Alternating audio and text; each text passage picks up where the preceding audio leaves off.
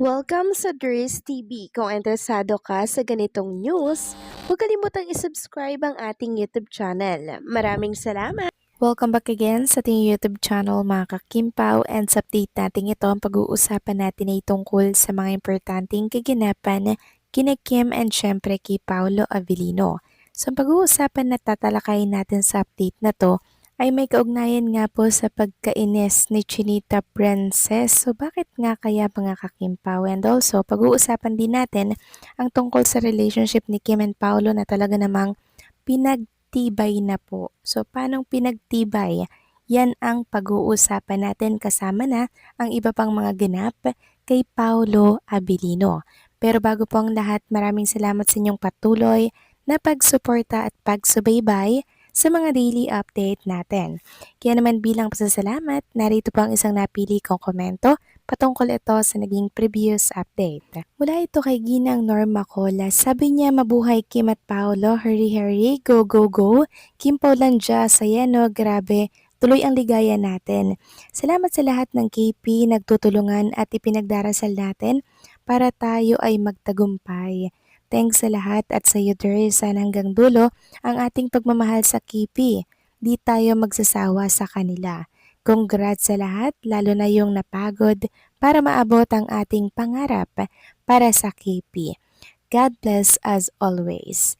Maraming salamat din po sa inyong komento at patuloy na pagsuporta at sa pagpe-pray ginang Norma Cole. Grabe no, sobrang nakakahanga po talaga yung supporting power ng mga Kim Pao fans pagdating sa mga ganap kay Kim and Paolo.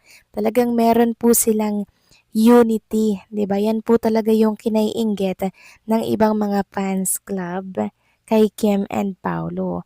Yung mga fans na talaga namang sobrang magmahal, ubusan talaga ng pera pag nagkakaroon po ng mga ganitong mga awarding na botohan, 'di ba? Sobrang nakaka-proud sila.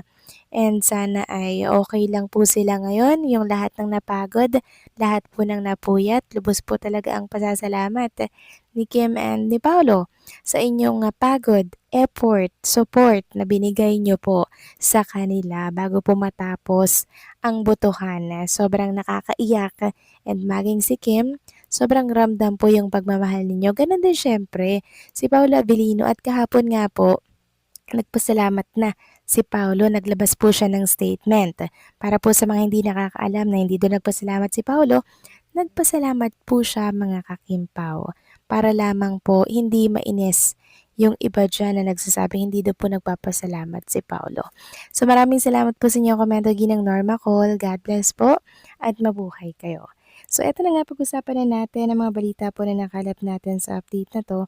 At unahin na nga natin pag-usapan ang tungkol dito sa 5 million ni Paolo Avellino na nakuha po para po sa SDA. Yes mga kakimpaw.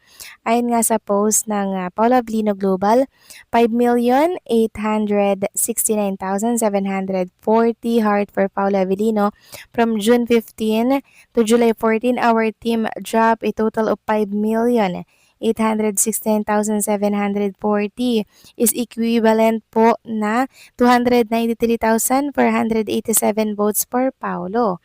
A huge thank you to our generous sponsors for sharing your blessing and making this possible. We truly appreciate your trust and support.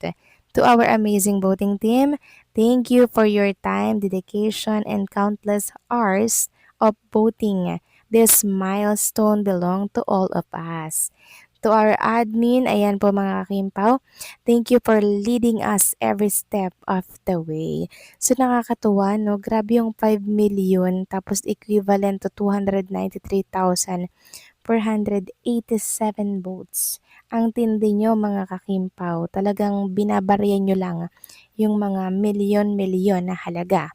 Samantalang next topic naman, pag-usapan naman natin ang tungkol naman po dito sa nabasa ko po na post 21 hours ago about kay Chinita Princess na kung saan ay hindi na nga po siya nakapagtimpe, no?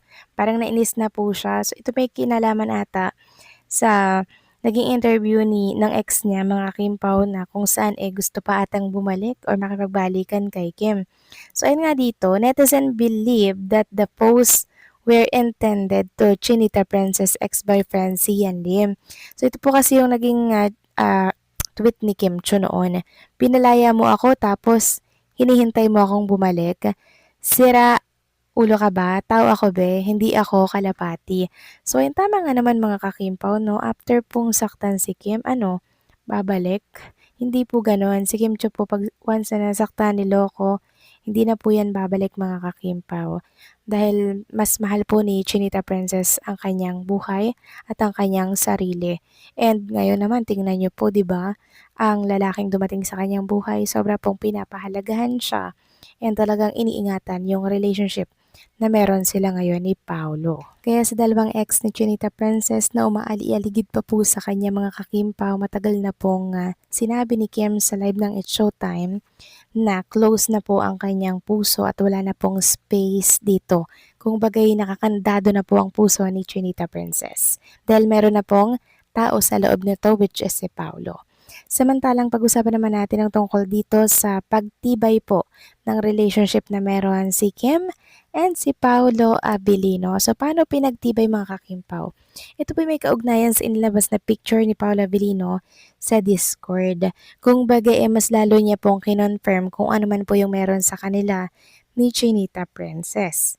'Di ba? Yung dilulo natin, naging totoo na po, naging true lala na mga kakimpaw.